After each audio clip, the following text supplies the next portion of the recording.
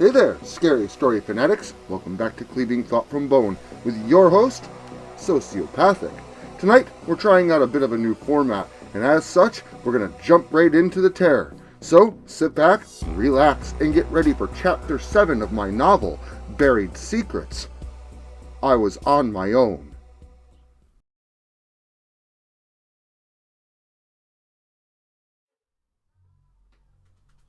The night that we stumbled onto that backpack, that bear trap, and the cigarette butts in that old shed, had to be one of the worst nights of my life. My parents were absolutely furious. Jack's parents came to collect Miles as well. I'm sure Miles didn't really suffer any repercussions. Not like Jack, Eric, and I did. And again, this was my fault.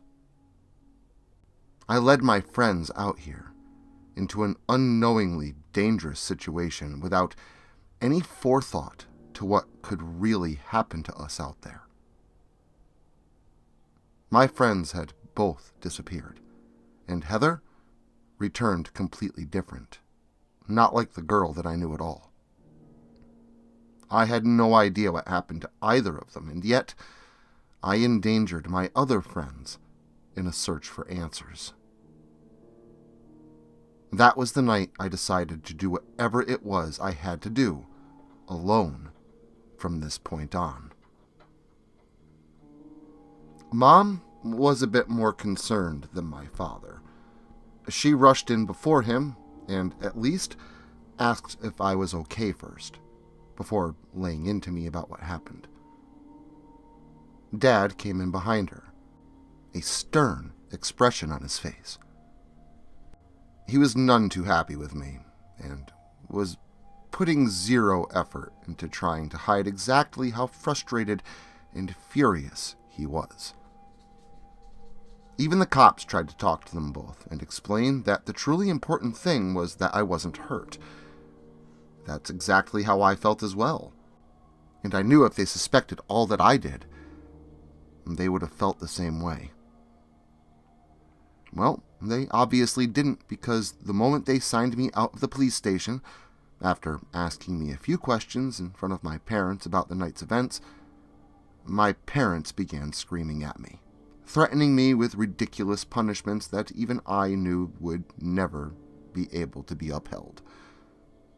Yeah, they listened quietly while I retold the night's events in the most mundane way I could, making sure not to say anything about what I was really doing there in front of my parents.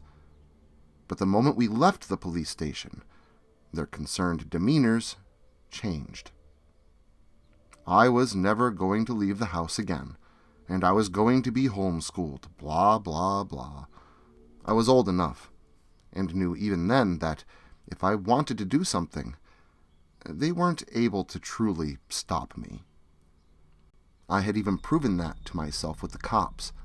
The night before, when I used their subverted focus to peer into what they had pulled from the woods that night, other than Eric. And even as we drove away, the car's interior loud and distracting with the yells of my parents' voices, I pondered the contents of what was inside, and if the police would make the connections and pursue the lead further. Time would tell, and I would eventually know.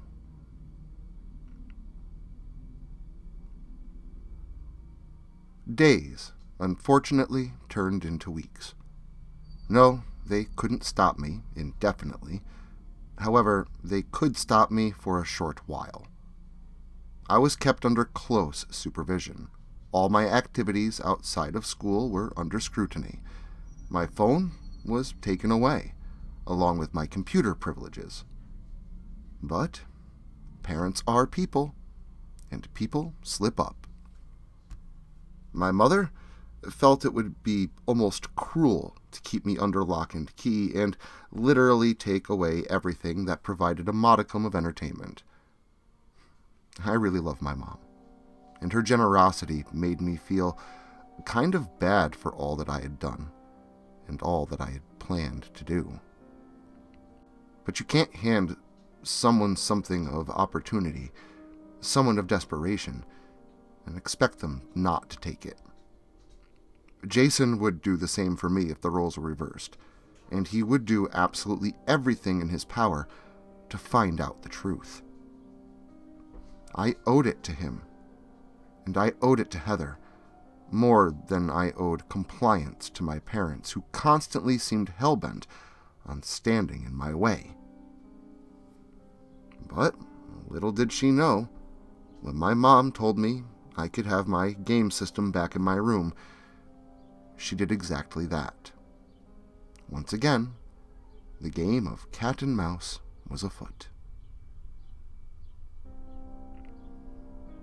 The most blessed thing about my parents is that they were terrible with technology.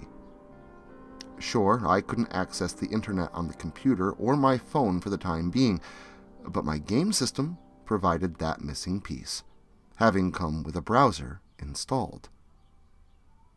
Yes, typing things into the search bar and doing proper research and following leads was exponentially more time-consuming, and my efforts were frequently halted by the demands of chores, meal times, school, etc. What would have taken me a few days took me almost 2 weeks, and I waited another 2 just to make sure. I would have asked Jason's and Heather's parents if I could, but I had no way of talking with them, and I don't think either of them were in the right mindset anymore to listen to any of this. Their lives had been utterly destroyed. Still, after checking, rechecking, and even one day after school, sneaking and using the phone, calling the police station to follow up, I was now sure that the police were going to do nothing.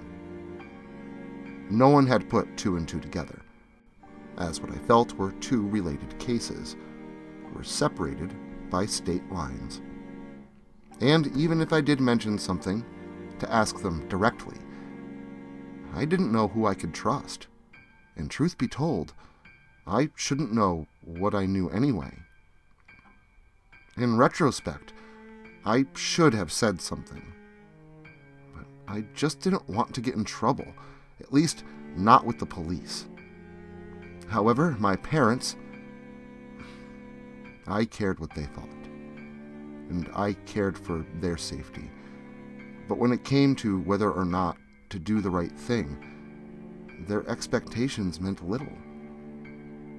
I knew where my dad hid my keys, and my phone, and what's more, they were going out for the evening the following night, which would be a Friday.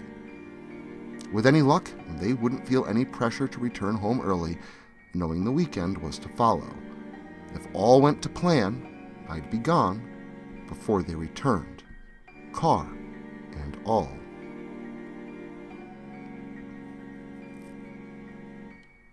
That evening after school, my mom and dad rushed around the house, showering, putting on nice clothes, and preparing for their fun night out. Dad had gotten some kind of promotion or something, and whatever it was that he was doing, it was generating a substantial amount of extra income. My parents were bound for a casino over an hour away. They even made sure to mention that there would be a good chance that they would be spending the night, which, if so, would work out perfectly. I'd be to my destination and partially into my search before they even knew I was gone.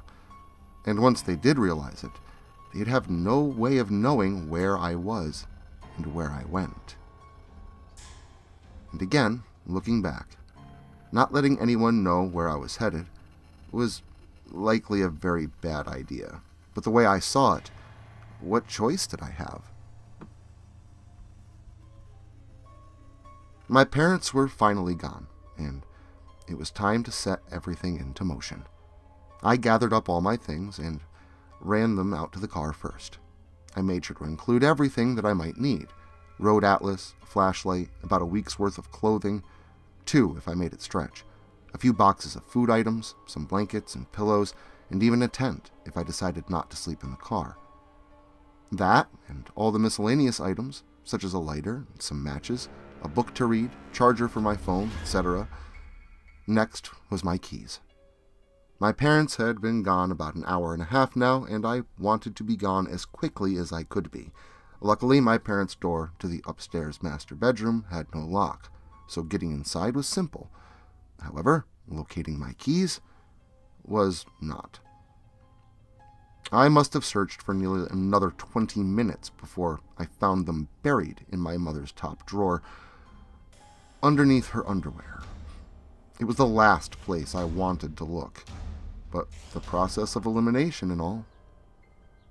Once I found them, I made sure to place everything back where I had found it before running out to the car to start it. Opening the door, I leaned in halfway to put the key in the ignition, but as I did, the interior of my car lit up like it was filled with daylight, and the sound of gravel crunching under tires as they rolled up the driveway soon after. I panicked, climbed inside the car fully, and shut the door behind me, lying down flat once I did. The car was so bright it was easy to tell that they were right behind me now, and then faded slightly once more, as the car that had pulled in had done so off to the side. Once I heard the car doors shut, I poked my head up ever so slightly to see what and who it was, and it was just as I feared. As I heard my mother argue with my father over forgetting his wallet, my heart sank. My parents had returned home, and my car was full of everything that I had put inside. Plus, I now possessed the keys. There was no getting out of this one. There was no turning back. So, when they went inside, heart pounding like a jackhammer in my chest, the pulse of my blood throbbing in my neck, and my eyes drew blurry with adrenaline, I acted fast. I turned the key over, but not the engine, placed my car in neutral, and slowly began backing it out of the driveway as silently as I could. Luckily, our driveway sat at a bit of an incline, so getting it moving wasn't hard, and once I did, I hopped back in, holding the door closed without shutting it, and backed down the driveway with enough momentum to pull out into the road. Now, the nose of the car was facing downward the rest of the way, a very small rate of acceleration surely, so I rode by my parents' house very slowly, but silently all the same. As I did, I could see them searching throughout the house, my father more than my mother. They must have surely realized now that I was gone. But before they'd even gone outside to find my car gone, I was far out of sight. I started the engine and drove off. I had just about everything, and although it was only one thing, it was still important. But that didn't matter now. There was no going back for it, and I was resigned to whatever other devices of my own that I could use to find my way. My parents came home before I could retrieve the last thing I could need for my trip, and now I would have to just make things work without my cell phone. I kept awake via the copious amounts of energy drinks I'd bought and consumed, and kept the windows down while I drove. I knew I shouldn't be tired, but the adrenaline had worn off, and I was feeling the crash. Still, I knew it wouldn't be long until I got where I was going, and I was going back again. Though not to the exact same place, and this time I'd be sure to hide my vehicle. In fact, I planned on parking it on an old four-wheeler trail that I had discovered in my youth during a long bike ride. It was a good few miles from where I was headed, but that was okay. Now that I was out of the eyes of my observing parents once more, knowing that my plan was nearly foolproof, I breathed in a breath of freedom with that sweet midnight highway breeze. It seemed clear to me that I knew something that no one else did, and I knew if I said something to anyone of authority, that somehow someone else would suffer. I didn't know how I knew, but it was a gut feeling, and looking back now, maybe I always knew, deep down inside, like a sixth sense. But that exact same feeling drove me forward, reassuring me that I was doing the right thing, almost beyond my noble reasoning. The exit soon came upon me, interrupting my long and drawn-out thoughts. I remember thinking how I barely even remembered the drive there, having a conversation with myself almost the whole way, deeply enveloped in thought and introspective reasoning. I pulled off the highway and made a right over the bridge that spanned the on-ramp for it. Reaching the main road, I made another right, heading back en route towards the small town we used to live in, only a few miles away. As I did, I couldn't help but notice the nearly monochrome deep blue car on the side of the road, trimmed in yellow, and when I passed it, and it pulled out behind me, my heart jumped in my throat, and the adrenaline rush came back all the same, like it had been a while ago. Being careful to drive the speed limit, and remind myself that I had done no wrong, I drove steady and towards town. And when I reached the gas station before the light, the police car pulled into the station behind me and U-turned back toward the direction he had come from. With a sigh of relief, knowing now I was truly home free, my pull-off spot was only a mile off the back road past the very light that I sat at, recollecting myself from the fear that I had just once again endured.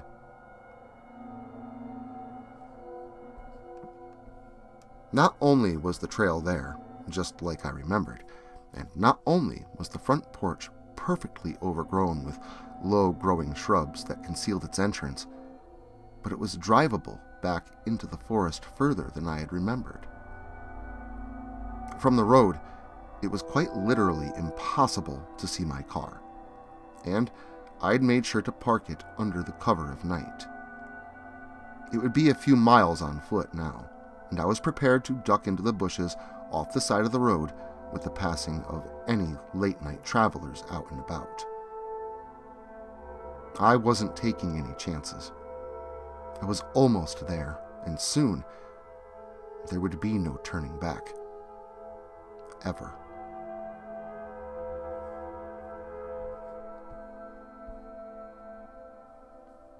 The walk was surprisingly, and gratefully, uneventful. I think I saw 2 cars on the entire walk, and I made sure to dash into the tree line before they ever even got close.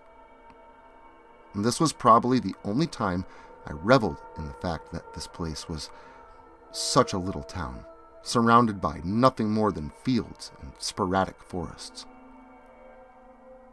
The turn for my old house was coming up soon, but the turn for where I was heading was just up ahead and upon me.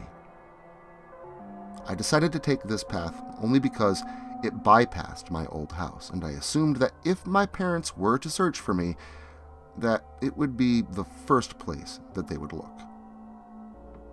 However, where I was going was not far, and was reachable from 3 sprawling fields and 2 hills that separated it from my old home. It was a dilapidated old structure with a small pond out back. It was private property, and a younger version of myself once caught the only large fish out of that sunfish-infested puddle. And when I came upon the place and saw it looming over me in the night like some obscure, cold reminder of my past, I once again felt that internal reassurance, like I was on the right track of discovering the truth. And what led me here? What led me here was what I discovered in that backpack, the one that police pulled out of the woods when they pulled my friend out of that bear trap. To them, it was just a bunch of mundane junk in some random backpack, nothing of note to indicate anything. But I knew it was different. I recognized it. It was old, or weathered, but it was the exact same backpack Jason had in his living room the same day that I went to his house. Inside was truly nothing of note. Things such as a waterlogged journal that was completely illegible, a pair of used sandals, small, but I'm not sure what size, to be honest. And then there was the last thing, and something just as obscure, yet targeting. Something that shouldn't have been there, no matter how long it had been since I'd seen it. But it was. Even with my name having been worn off the handle with time, I recognized it instantly. It was my old telescopic fishing pole, the one that I had left at the edge of that little pond all those years ago. And as obscure as it was, I considered the lead. I still felt in my soul that this was exactly the key that I was looking for. And I would soon discover just how right I was, and that I would never be the same again. Well, just when you think you're alone, you might realize you were never alone to begin with. But don't sit alone next weekend, and stop right back here for more gore galore. And until then, make sure to like, share, subscribe, and turn on notifications so I can catch you all again next Saturday.